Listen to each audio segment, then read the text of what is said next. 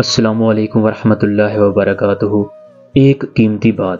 استاد نے کمرے میں داخل ہوتے ہی بغیر کوئی بات کیے بلیک بورڈ پر ایک لمبی لکیر کھینچ دی اور کہا، تم میں سے کون ہے جو اس لکیر کو چھوئے بغیر اسے چھوٹا کر دے؟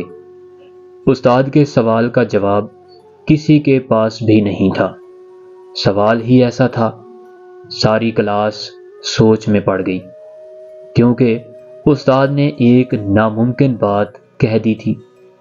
کلاس کے سب سے ذہین طالب علم نے کھڑے ہو کر کہا کہ جناب، یہ ناممکن ہے۔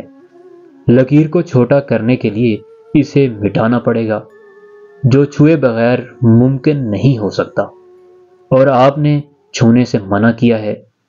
باقی طلباء نے بھی سر ہلا کر اس کی تائید کی۔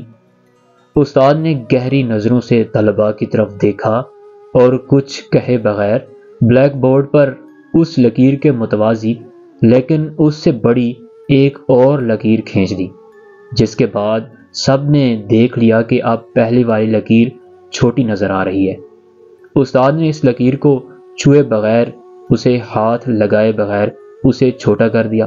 طلباء نے آج اپنی زندگی کا سب سے بڑا سبق سیکھا تھا کہ دوسروں کو نقصان پہنچائے بغیر، دوسروں پر تنقید کیے بغیر، ان کو بدنام کیے بغیر، ان سے حسد کیے بغیر، ان سے آگے بڑھ جانے کا ہنر انہوں نے چند منٹ میں سیکھ لیا تھا۔